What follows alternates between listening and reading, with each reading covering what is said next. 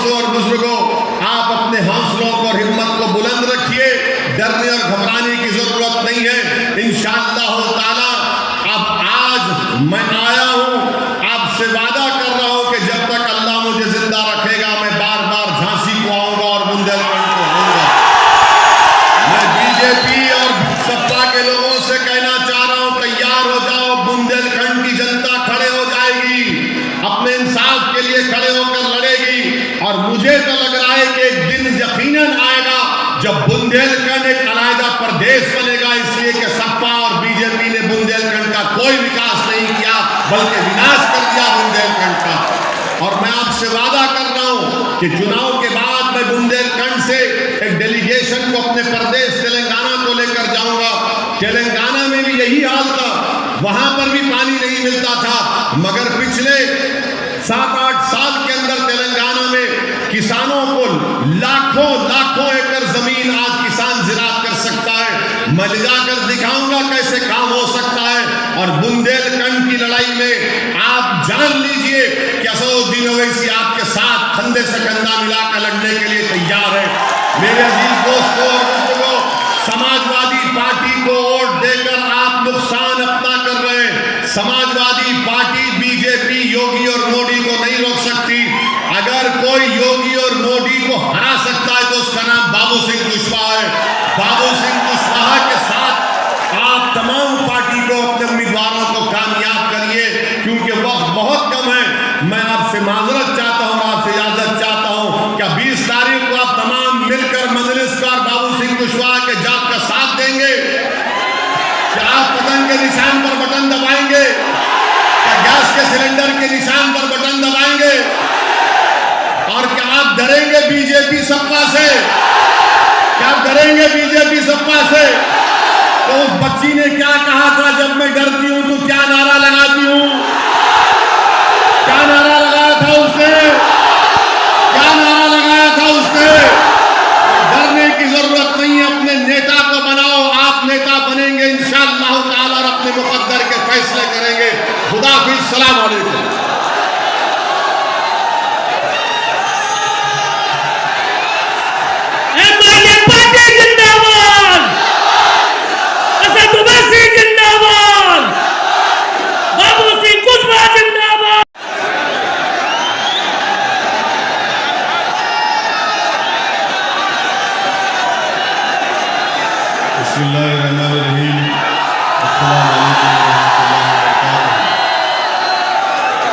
मंच पर बैठे हुए जनाब बाबू सिंह कुशवाहा साहब, जन अधिकार पार्टी के अध्यक्ष और भागीदारी परिवर्तन मोर्चा के कन्वीनर जनाब शौकत अली साहब, अध्यक्ष एमआईएम पार्टी उत्तर प्रदेश, जनाब सादिक अली साहब जो झांसी से मजलिस इत्तेहादुल मुस्लिमीन के प्रत्याशी हैं, उनका निशान पतंग है।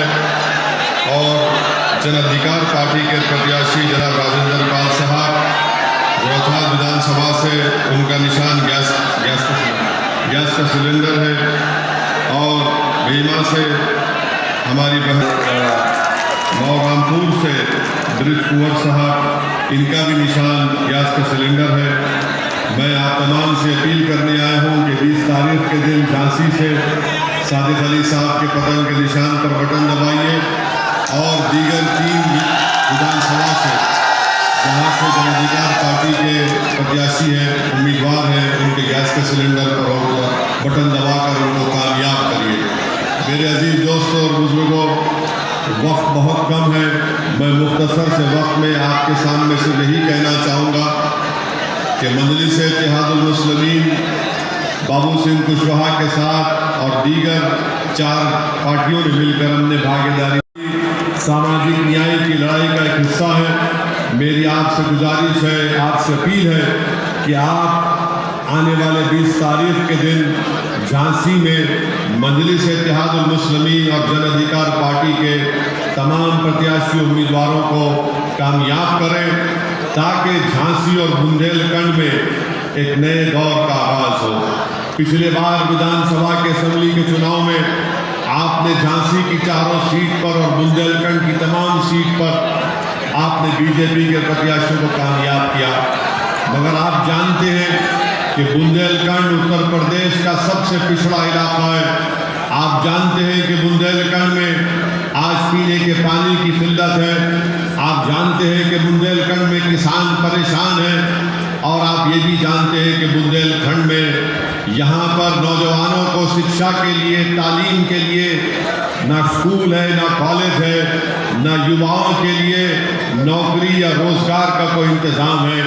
बीजेपी की डबल इंजन की सरकार ना सिर्फ उत्तर प्रदेश बल्कि बुंदेलखंड की आवाम से धोखा किया, उनके पीठ में खंजर घोंपा और जो वादे किए थे वो तमाम के तमाम हमेशा बीजेपी झूठ बोलती आई है और झूठ की बुनियाद पर उन्होंने बुंदेलखंड की आवाम को हासिल किया था। मैं उम्मीद करता हूं कि इस बार बुंदेलखंड की आवाम एक मुंह तोड़ जवाब जमहूरी तरीके से बीजेपी को देगी। मेरे अजीज दोस्तों और बुजुर्गों, ये लड़ाई हम और बाबू सिंह कुशवाहा साहब की ये लड़ाई हिस्सेदारी की लड़ाई है। मैं आपको बताने आया हूं कि ओवैसी और कुशवाहा एक जगह पर खड़े हो चुके हैं। अब मुझे यकीन है कि इंशाअल्लाह ताला अब पिछड़ा समाज और अल्पसंख्यक समाज, वो समाज जिसको दबाया गया, कुचला गया, अब उनकी आवाज़ और उनकी इंसाफ की लड़ाई बाबू सिंह कुशवाहा, रसूलुद्दीन ओवैसी ना सिर्फ बुंदेलखंड बल्कि पूरे उत्तर प्रदेश में इस लड़ाई को लड़ेंगे और आपके आशीर्वाद से कामयाब भी होंगे।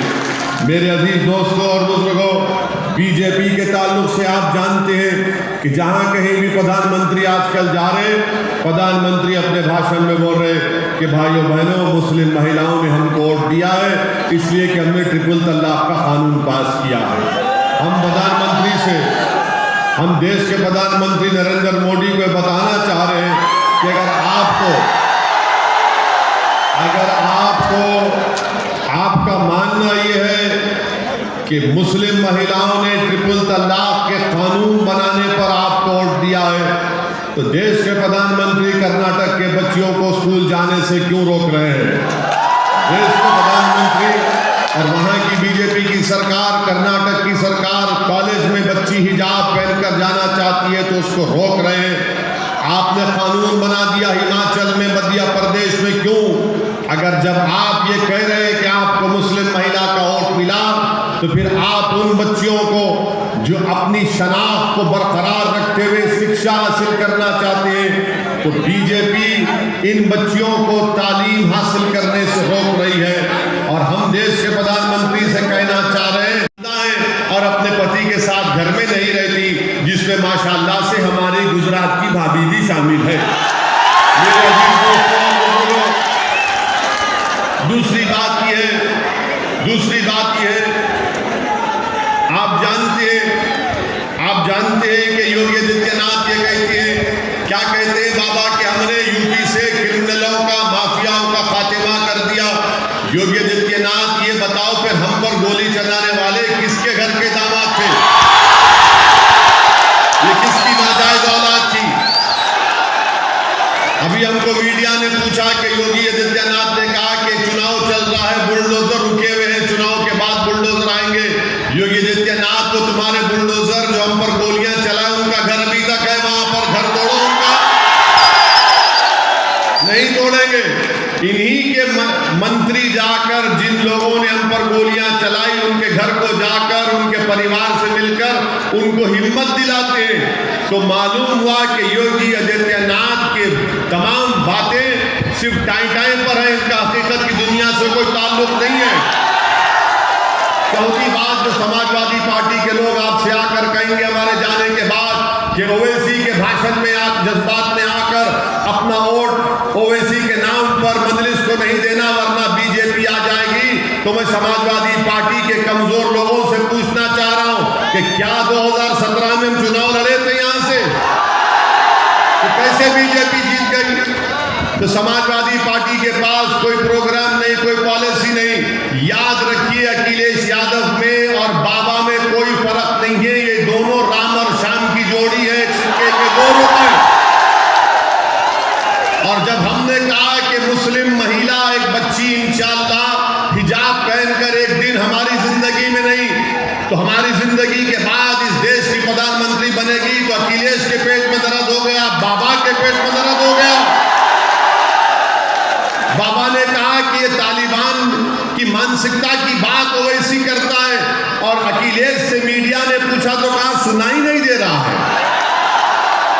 मैं बताना चाह रहा हूं समाजवादी और बीजेपी के लोगों को, भारत के संविधान इस बात की इजाजत देता है कि एक मुस्लिम बच्ची महिला हिजाब और निकाब अगर पहनेगी तब भी भारत की प्रधानमंत्री बन सकती है, और बनेगी इंशाअल्लाह ताला। और याद रखो, हमारे देश में सबसे पहले प्रधानमंत्री थे, उनके नाम में पंडित था, तब भी वो प्रधानमंत्री बने, तो क्या हिजाब पहनने वाली प्रधानमंत्री नहीं बनेगी?